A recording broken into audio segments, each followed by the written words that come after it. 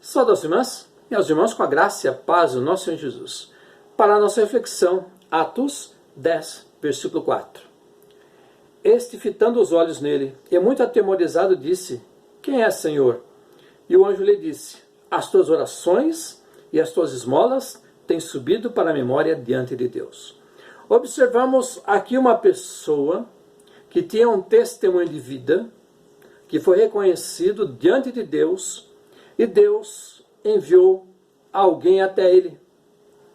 E ele pergunta, e ele tem a resposta para este servo de Deus. As tuas orações e tuas esmolas têm subido diante de Deus. Uma pessoa que reconheceu o Deus de Israel. Temos aqui o centurião Cornélio, um cidadão romano, um homem de cultura pagã, estrangeiro, gentil, uma pessoa rejeitado pelo povo judeu porque era gentil, e era uma pessoa que estava aqui tendo uma vida de oração, uma vida de busca ao Deus de Israel, ao mesmo Deus que Pedro também buscava. E assim nós temos que ele ouve essas palavras: as tuas orações e esmolas têm subido diante de Deus. Esse homem, o centurião Cornélio, ele orava porque em algum momento alguém deve ter falado de Jesus para ele. E não foi um dos discípulos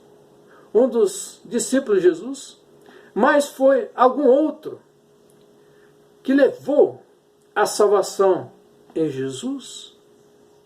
E nós temos aqui, ele reconhece ao Deus verdadeiro. Claro que se nós continuarmos a ler o texto, nós vamos observar que Deus envia a Pedro para ser um instrumento para ele. Deus envia um servo chamado Pedro para que ele pudesse ser alcançado de uma forma tremenda. Deus fala para que ele envie homens para que buscassem a Pedro. E aí nós poderemos, mais para frente, observar o que aconteceu em relação ao centurião Cornélio e a sua família. Tudo isso porque ele tinha uma prática de vida que ele aprendeu. Orar a Deus, recebeu a Jesus e praticava esmolas, ajudava pessoas necessitadas. E essas atitudes subiram até o trono de Deus, e Deus enviou alguém para lhe falar que as suas orações estavam subindo até Deus. Irmãos e irmãs, maravilhoso é quando nós temos a certeza que as nossas orações chegam ao trono de Deus e não batem no teto e não caem. Porque, infelizmente, há pessoas que, infelizmente, por serem egoístas, desonestas, maldosas, fazem orações, mas elas não sobem para Deus, elas batem no teto. Deus sabe muito bem que orações são essas. São orações vazias, mentirosas, corruptas, enganosas. Deus sabe o que vai no nosso interior, o que está em nossas mentes e corações. E assim, as orações que Deus ouve são as orações que sobem. As que não sobem são essas orações terríveis, que Deus não aceita, porque são palavras falsas, mentirosas, palavras que procedem praticamente do interior do rei ego, do egoísmo, de pessoas que querem se beneficiar e usar da igreja, comprar bênçãos, abusar. Deus não ouve essas orações. Mas Cornélio, em algum momento, ouviu falar de Deus. Claro que ouviu falar de Jesus. E Pedro foi até ele para que pudesse confirmar que Deus estava com ele também. Isso foi muito importante também para que quebrasse o preconceito de Pedro em relação aos estrangeiros, em relação às pessoas gentílicas.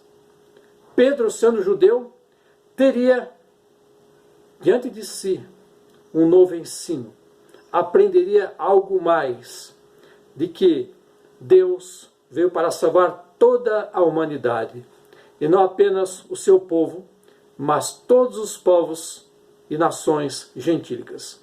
Esse é o Deus maravilhoso, que agiu na vida de Pedro, agiu na vida de Cornélio, e tem agido também em nossas vidas.